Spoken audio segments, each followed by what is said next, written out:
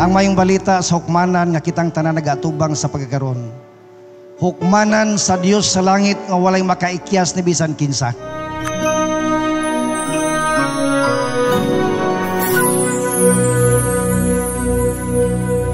Nini nga tupigo nga tuntunan karong gabi gikan sa pagapakyas ngadto sa pagkahinasaylo.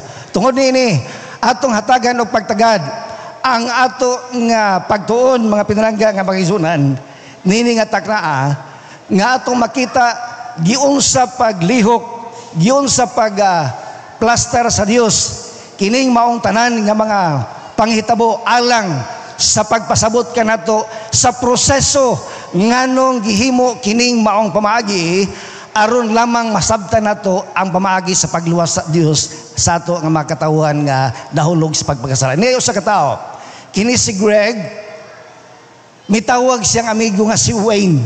Sa diyang iyang gitawagan si Wayne, iyo siya duawag ko sa bilangguan. Kay gidakop ko sa pulis, kay nakasala ko. Midali pagkadto nga higala. O niya, gihimo ang pagduaw nga to kaniya. Nakita niya nga gasulob na siya sa sinina nga pang pinriso. O dito ang pulis nagabantay niya. Iyang nasabtan nga kining maong tao si Greg ningtugyan na siyang kinabuhi sa pag-alagad sa Ginoo. Wala siya nakita nga nakasala diha-diha.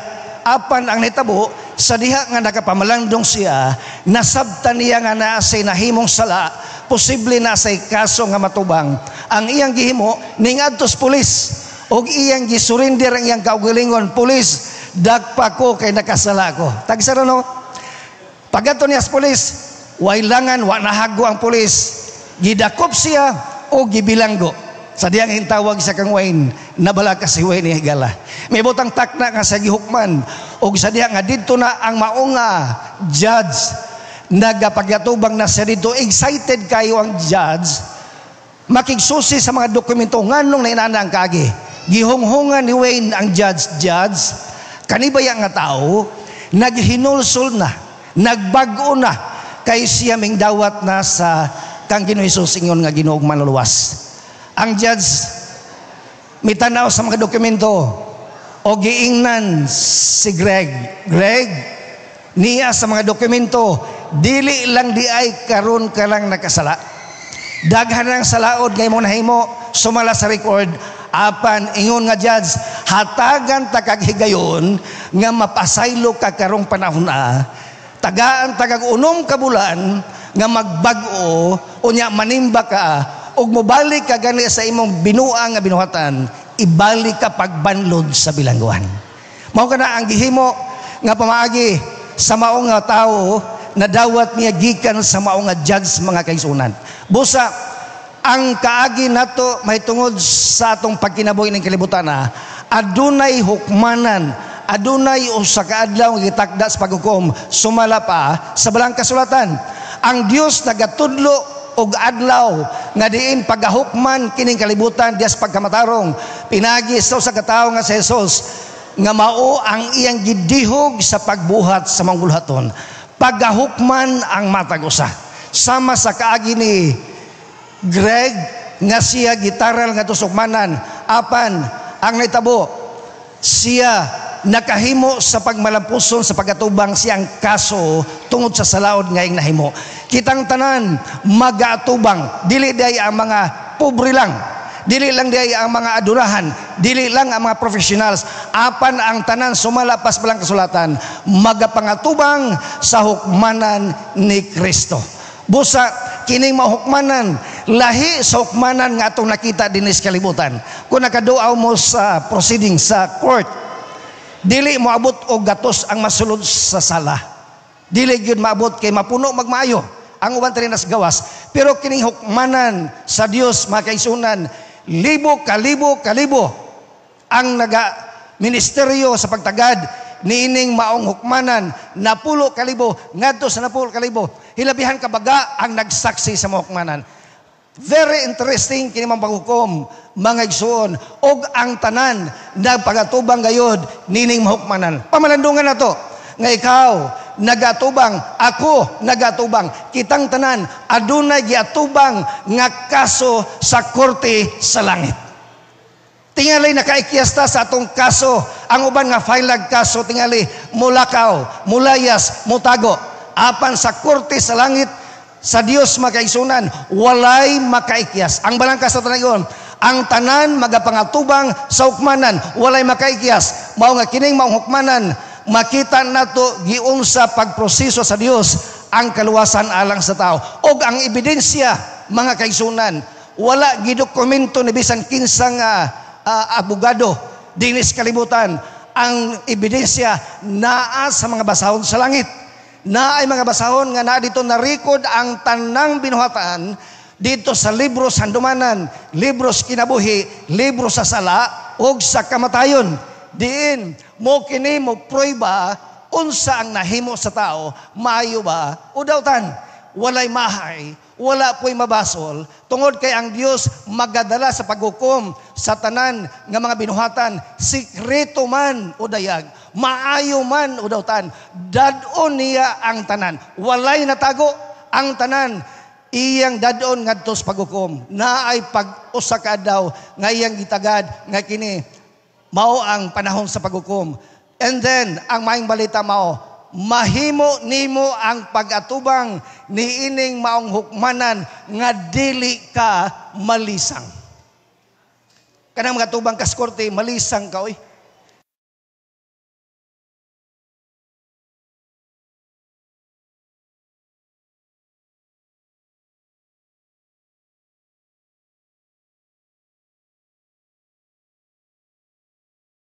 Yan ay mga saksi nga maikaw po mo pamatuod.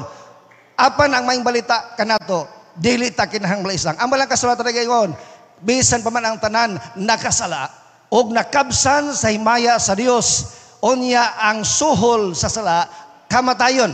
Mo kini makaigsunan ang ato pamlandungan og maayo, nga bisan pa man nakasala, nakabsan sa himaya sa Dios, og tungod niya na, atong masabtan, nga dunay maing balita, tungod kayang mahan, the Father judges no one, but has committed all judgment to the Son.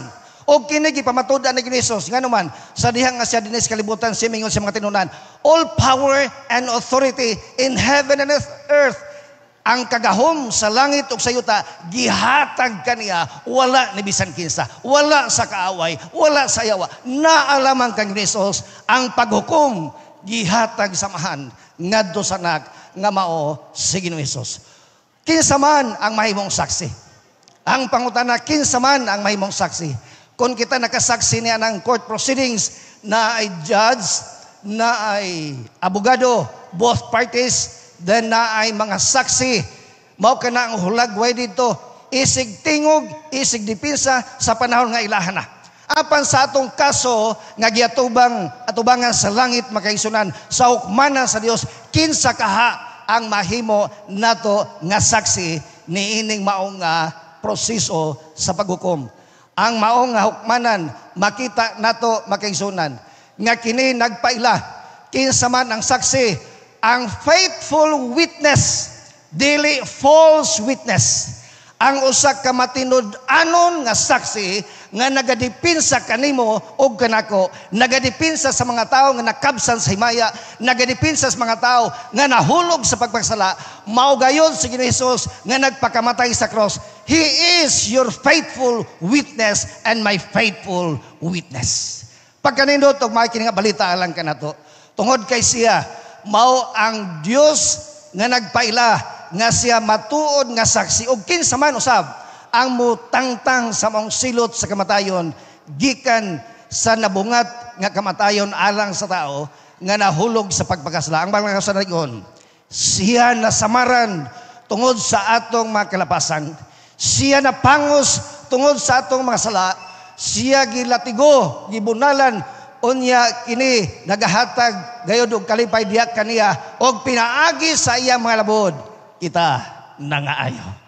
Pagkapait siyang kaagi, pagkapait siyang kinabuhi, nga natagamtaman, wala siya sala, apan siya nag-antos sa sala, sa kasakit, sa kaulaw, iyang giantos kinintanan, apan pinaagi siya mga labod, ikaw o ako nangaayo.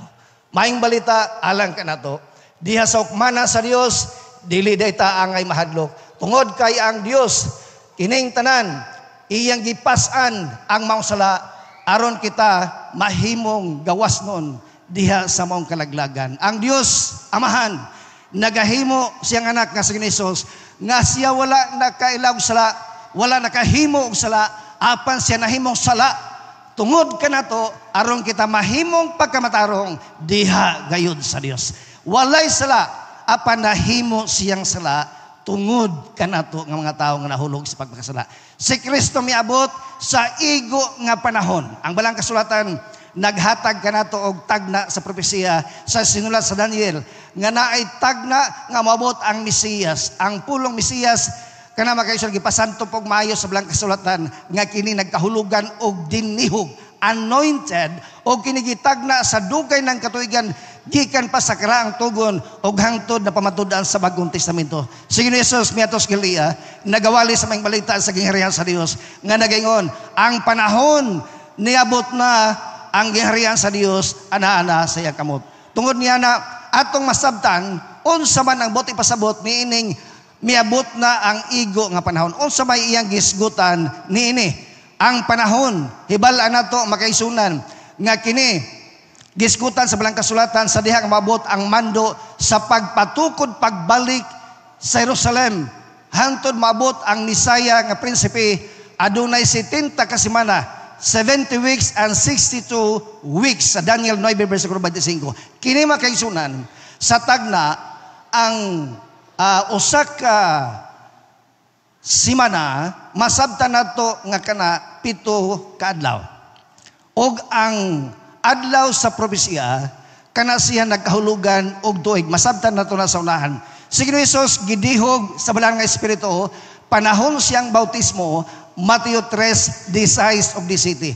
Siya mao ang saad nga Mesiyas. Daghan nag-claim og tan-aw ni mga tibok kalibutan pagkadaghang nag-claim daghan pod ang mga nintuo sa ilang claim nga sila mao ang tinuod nga Mesiyas. Apan si Jesus di pamatud-an sa balang kasulatan that Jesus is really the promised Messiah during the time of the Old Testament until the New Testament na ay igo nga katumanan 500 katuig kapin gikan sa iya nga paghimugso gihimo ang tagna og wala gayod kini napakas. Tanaw na to ang pipila ka mga bahin sa katumanan nining maong tagna.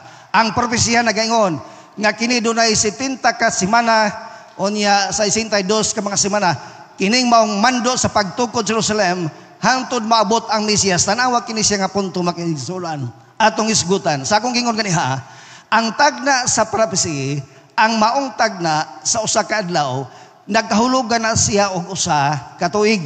Sa Ezekiel 4:6 ug Números 14 versikulo 34. Ang Persian king si Artaxerxes naghimo og mando pagpatukod pagbalik sa Jerusalem. Kabalo man tang gilaglag ang Jerusalem.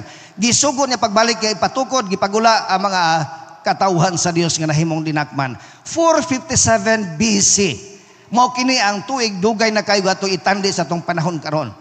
Gikan sa mao nga katuigan, kun imo tanaw starting the 483 years in 457 BC, magdala ka nato ngadto sa 27 AD. Naay kalainan ang BC ug AD. Kay ang BC ang ihap sa tuig gikan sa dako paubos. Apan ang AD mao ning atong panahon karon gikan sa gamay padulong sa dako. Munang miaging tuig 24, karon 25 na. Pag saylo ni ini gikan sa BC padulong sa AD walay 0 year. Walay 0 year. But pasabot gikan pag-abot og BC 1 ning diretso siya og 1 AD. Mao kana ang pagkwenta aron dili ta masaag sa igo ng lidaghanon nga matultulan nato ang 70 ka semana. In other words, 490 years nga kini nagtudlo kanato sa tinuod nga Mesiyas kini ngabot. Pamatuod niya, gi-record ni Luke usa sa mga tinuod ni Hesus sa balang kasulatan sa Bagong Testamento nga siya si Hesus gibautismuhan. Ang panahon siya pagbautismo mo ang pagdihog kaniya ingon nga Mesiyas, ingon nga siya nagaministeryo ning kalibutan 15 year of the reign of Tiberius Caesar. Ika-15 katuig og kini gipamatud-an sa balang kasulatan sa Lucas 3:1 ngadto sa 3 nga kini makaisunan nga dating system mosangko siya sa 27 AD. Dili gyud mapakyas. Bantayan na tugmayo o gusto ta masayod og unsa ka tinuod ang pagka-Mesiyas ni Hesus kini nga tagna atong sabton ug mayo.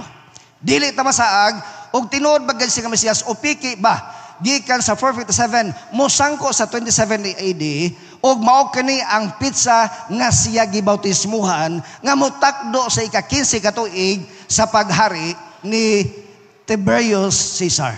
Busa tungod nini ang maong AD 27 nagsugod si Hesus, nagahimo siya sa pagministeryo nga ingon, miabot na ang panahon, ang gingharian sa Dios miabot na.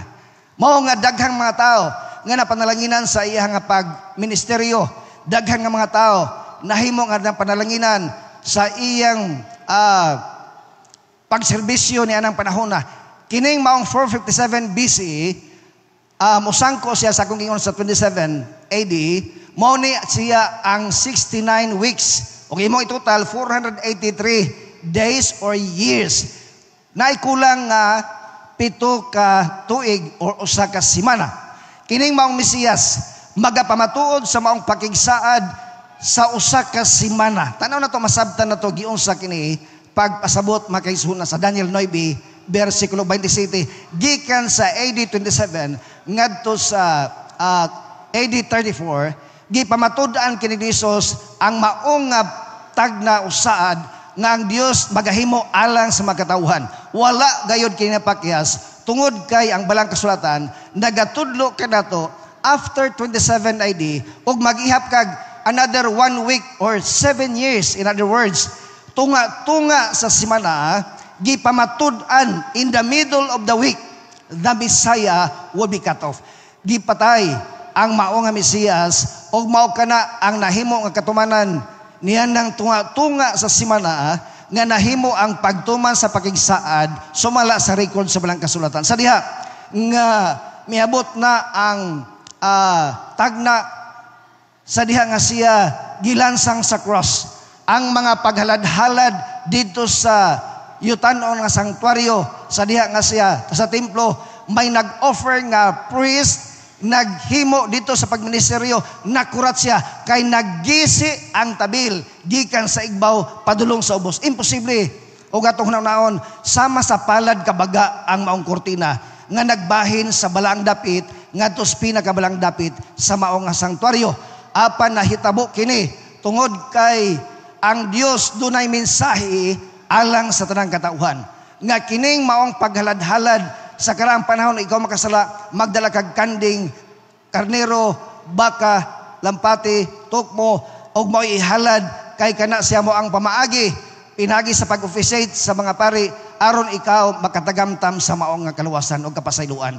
Busa nahitabo nga kini nagisi ang maong pari nga nag-assist sa maong sinner nga nagdala sa maong manap nakaikyas ang maong karnero nga iya natang dugsakon ang maong nga liog karon ihalad tungod kay kini natapos na ang pulong natapos na ang maong nga mga pamaagis paghalad-halad og kining tanan mahimo nga panalangin tungod kay si Hesus ang tinuod nga halad ang mga manap ang mga karnero nga gidala dito ginahalad sa makasala usa ka to kalandong sa tinuod nga Mesiyas. Ang dugo sa maong karnero og mga manap dili mo tinuod makapasaylo apan ang dugo ni Kristo nga maong iula dito sa cross mo tinuod makapasaylo.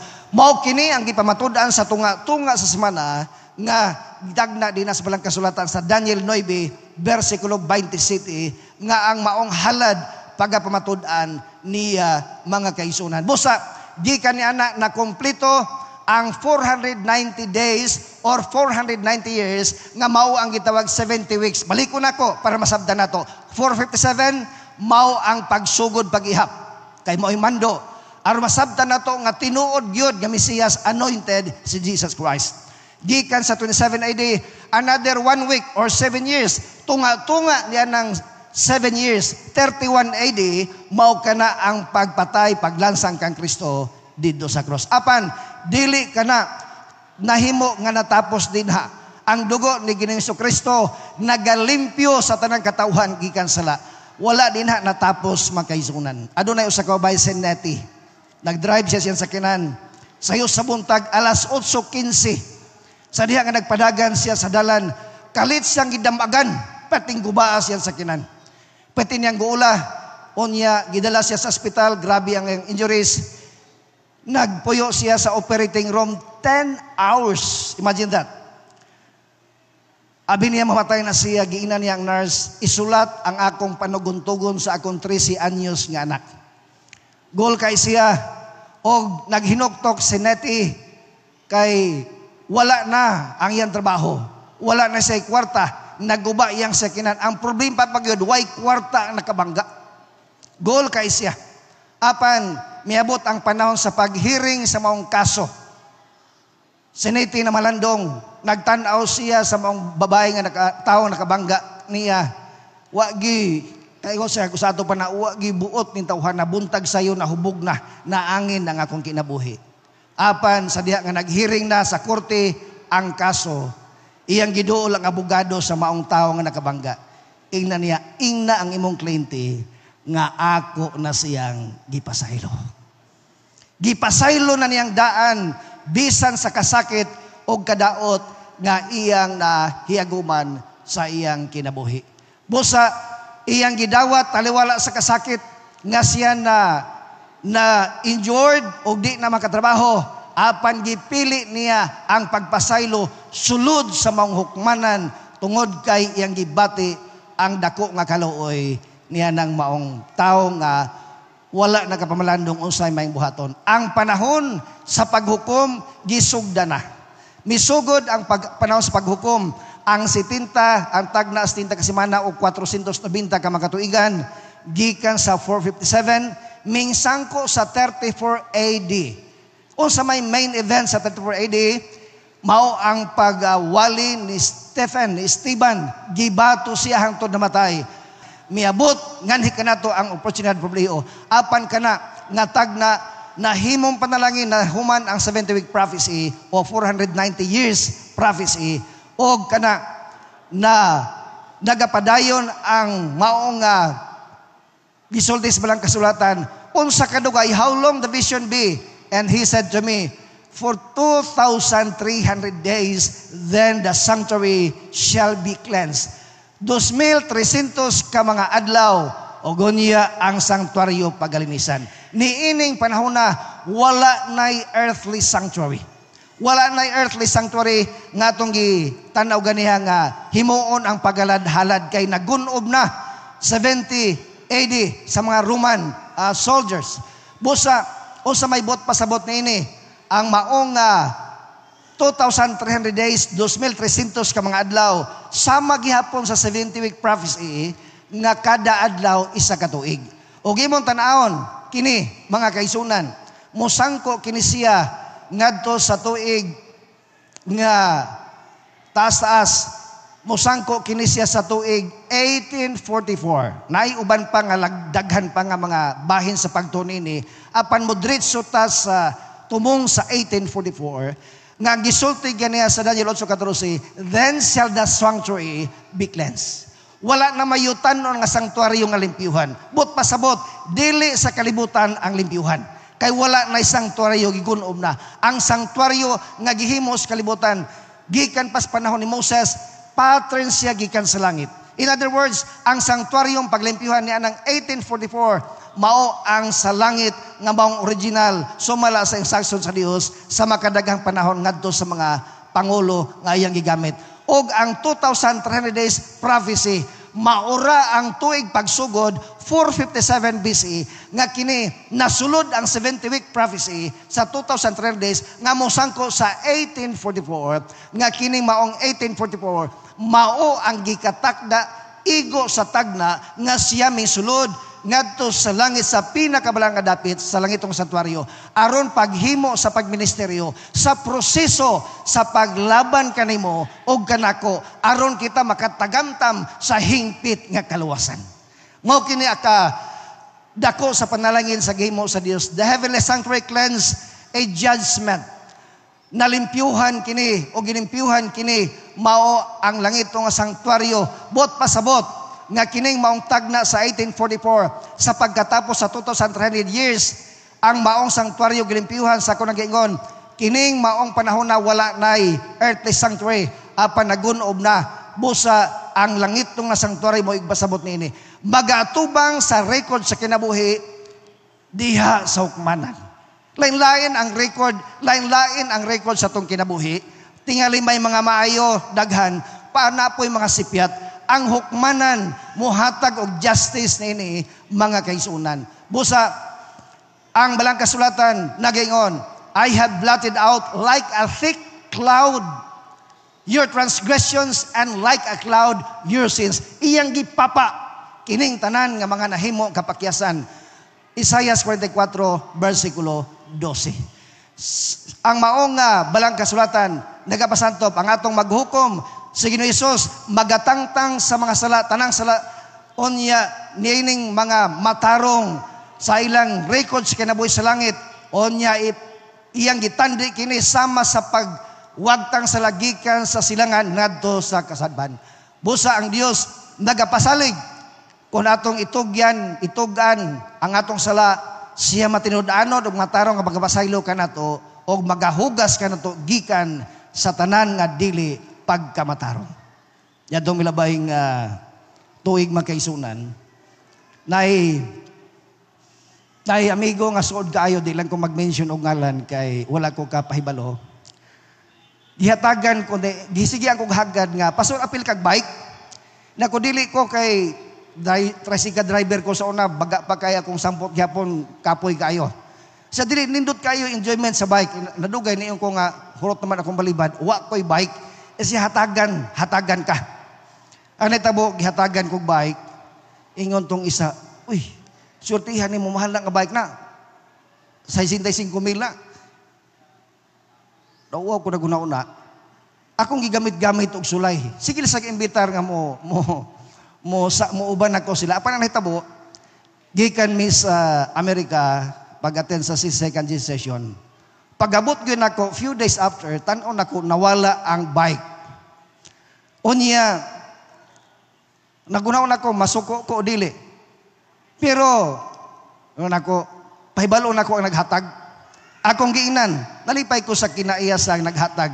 Paano ko, sorry kayo kay nawala ang bike yun, nawala sa balay, sorry kayo.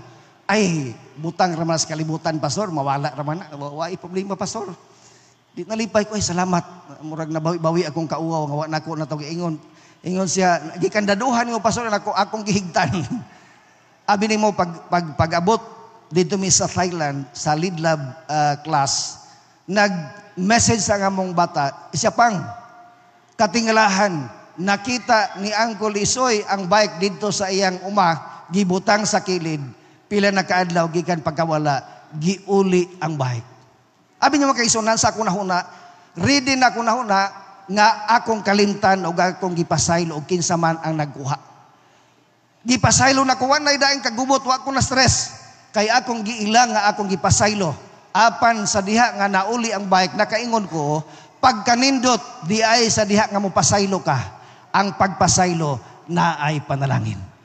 Ning uli pagbalik ang bisikleta mga kaisunan. Ang Dios sobra pa niya na ang iyang nahimo. Mahimo ba nato ang pagtago og butang ato banga sa Dios? Dili.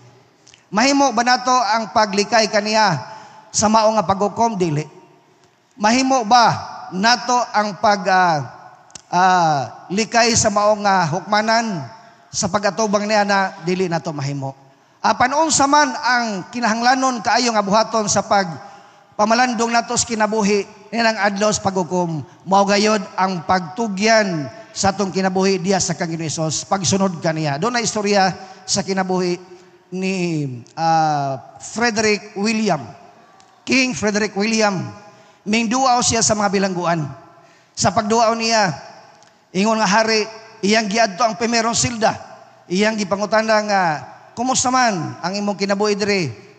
Ingon ang mga pinariso, tabangi mi hari, Your Majesty, tabangi mi. O sa may imong nahimo, wa ko'y sala, wa gyud ko'y sala katong abogado, gibinuangan nami, katong judge, gibinuangan mi, ang mga saksi bakakon, pulos gyud sila na ingon way sala. Pila ka silda giatuan pulos way sala. Wa gyud mo angkon nga way sala. Ang gipasinganan ang saksi, ang abogado, ang judge. Pating luuya. Sa diha nga dito sa Stumoy, naisa ka tawo katapusan. Iyang giadto, iyang giinan sa judge, uy, ikaw, wa pud tingali kay sala. Maupod mo di sa uban. Ingon ang maong tao, halang doon nga hari, ako makasala ug angayan prisuhon sa tibuok na akong kinabuhi. Ako takos nga ibutang dinhi.